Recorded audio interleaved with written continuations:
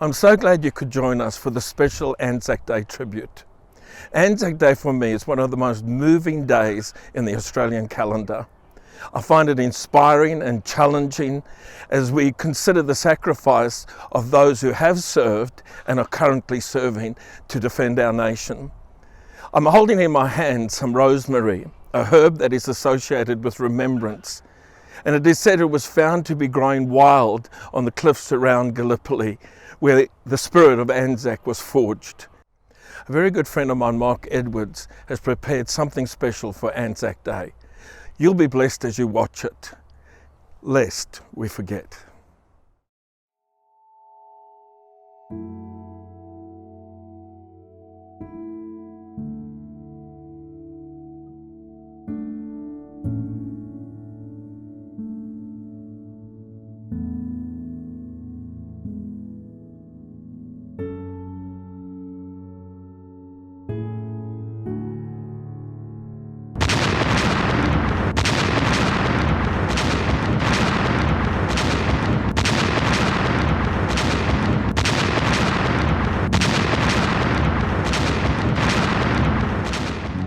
Geoffrey Blaney, one of Australia's leading historians, speaks about the loss of all those talented people. They could have led the nation, he said, be they prime ministers, premiers, judges, divines, engineers, teachers, doctors, poets, inventors, farmers, leaders of trade unions, fathers.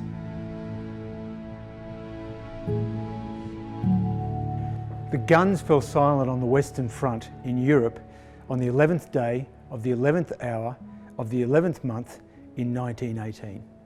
Armistice Day. Hostilities ended, but the toll was absolutely horrendous. It's 100 years since that day. Even though it's celebrated in November, we're going to talk about it this ANZAC Day. So this ANZAC Day, it's all about Armistice, Remembrance Day, and the huge impact it had upon the nation of Australia. One of the most famous Australians that we identify with World War I is obviously Charles Bean, a war correspondent who landed at Gallipoli and then spent all the war with the troops. He was a man that came back irrevocably changed. In 1919, he started to have thoughts about how he could ensure that the Australian nation would never forget the sacrifice that was made by so many. And he came up with an idea. I'm standing in the grounds of that idea. His idea was a permanent national memorial. And I'm here at the Australian War Memorial in Canberra. I'm here in the Western Garden. It's a commemorative garden which celebrates Armistice Day. It was dedicated on the 11th of November in 1941. In fact, this particular stone was almost the foundation stone for the whole war memorial. It's interesting that as we talk about the 100 years since Armistice, let's go back and picture what it was like on that very day when the guns actually stopped. The troops, for example, couldn't believe it. There was stunned silence as the last gun fired. Troops behind the lines, and that's where the Australians were at that particular time, they started to celebrate. In London, people celebrated.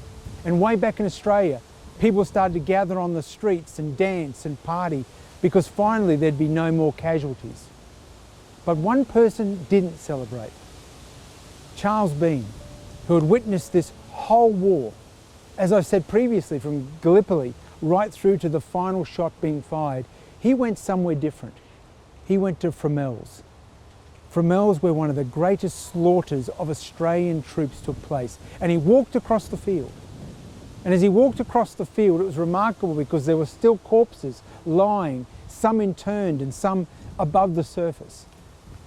And he stood there and realised that we should never ever forget the conflict that had taken place. This conflict would have a dramatic effect upon the nature of Australian society and who we were. Charles Bean got it right. We're still remembering what took place. I think the losses profound and they're enduring because, of course, the memories are there with the people for a generation, basically. We know that some 270,000 almost came home, 60,000 lost, and their remains were not to be brought home. You find it in the letters that were written to Defence about missing soldiers in particular. Where will he be? There's always that doubt in families that perhaps he wasn't killed because there's no physical evidence.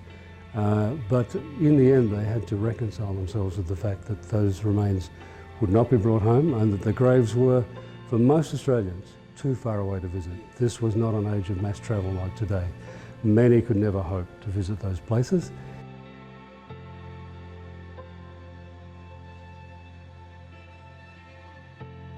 From 1914 to 1917, going into 1918, things weren't really looking good for the Allied cause, to be honest, in Europe. But worse still, opinion at home was starting to turn. The casualty lists were horrendous. 2 conscription votes had been voted down, and the Australian public was starting to get a sense that what was this all about? Friends and neighbours were constantly receiving bad news of their sons and their fathers and their daughters in some cases being killed in action. And therefore, by the time this battle took place, that I'm going to tell you about, Dernicourt, things were pretty grim.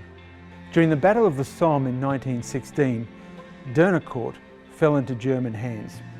This particular battle would see the turning of the war, and the Australians played an amazing role in it. Throughout the War Memorial, one of the wonderful features, particularly in this hall, this World War I hall, is these dioramas. These were actually created in the 1920s, and they had incredible input by soldiers who were actually in the battles. So as you can see behind me, this is Dernicourt. Now Dernicourt was a place that in 1916, during the Battle of the Somme, was actually taken by the Germans and held by the Germans. But by 1918, when this battle took place, or can I say for the second time, the Australians found themselves on the front line, and even though at a cost of 23,000 casualties, the Australians held the line. This was the beginning of the turning point of the war for the Allied cause and also for the Australians themselves. Out of all the Australians who were killed during World War I, only one ever returned home. On the 11th of November 1993, he was interned at the Australian War Memorial at the grave of the unknown soldier. It's a truly historic and emotional day for Australia. The digger who, for 75 years, has lain alongside his mates in France after falling in battle, is home. This bearer party has accompanied this body all the way from Villers-Bretonneux. Now the coffin is being borne aloft. It will go into the domed part of this Australian War Memorial. He has been returned to his land. We honour his service. We place his remains to rest in this sacred place.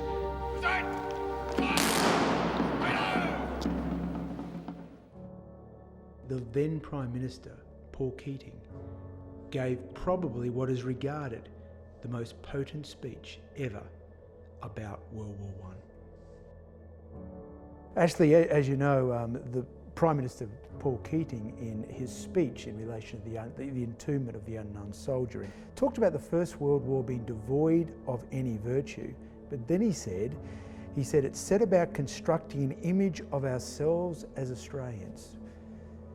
Tell us about that image and what it was meaning. Yeah, that's true. It's a tortured and ambivalent meaning in a way, but it does touch base with the feelings at the time.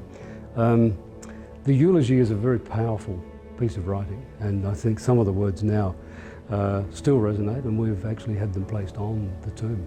He is all of them, he's one of us.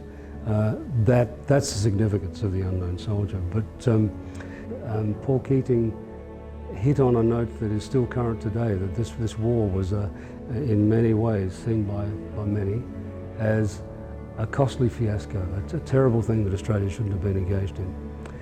We should remember that's not how those men viewed the war at the time. They were all volunteers. They hadn't been gulled or tricked into this. They truly believed their national interests were at stake when they joined up. And they were fighting a war for what were held to be ideals that are worth fighting for. They didn't just remember the sacrifice of their mates, but they remembered what it had done for them, what the war had done for them. But more than that, they started to identify what the war had done for the nation. We grew up. We became an adult, so to speak. We became a player in world affairs. We became that independent, strong-willed, determined group of people that would forever call Australia their nation, as opposed to referring back to the British Empire. Remembrance Day said this: we are Australians, and we're proud of it. As we stand here in the War Memorial, it's impossible for me to convey the trauma, the effect that World War I had upon our nation. But if there's one particular painting that demonstrates that trauma, it's the one behind me. This painting was painted in 1927 by Will Longstaff, and it's called Menengate at Midnight. It's a poignant painting because it shows, well, I can only describe it this way: the dead rising and coming out of their places where no one knew they were even buried. No one even knew they had fallen, bar God. And here it is, hauntingly behind me. I can't help but think of the fathers and the mothers and the brothers and the sisters and the families that lost loved ones, but didn't just lose loved ones, but never ever got to see the grave where their loved one lay. In fact, the number of soldiers that were never recovered is in its tens of thousands. It is a deeply moving painting, and it touched people, and they all took their own message from that. Some would have taken a very religious message of resurrection and so on. Others would have simply, there was a great growth in spiritualism after the war as people sought to connect with lost ones. Whatever message they took, it was a powerful imagery that touched a lot of people who'd lost people and a lot who knew people who'd lost people. This painting haunts me to a certain degree, but it should haunt you as well. And it should actually say to you that the cost of the war is more than we can ever even articulate in words. But it seems to me that the artist got it right. ANZAC Day is about loss, it's about grief, but ANZAC Day is also about remembrance.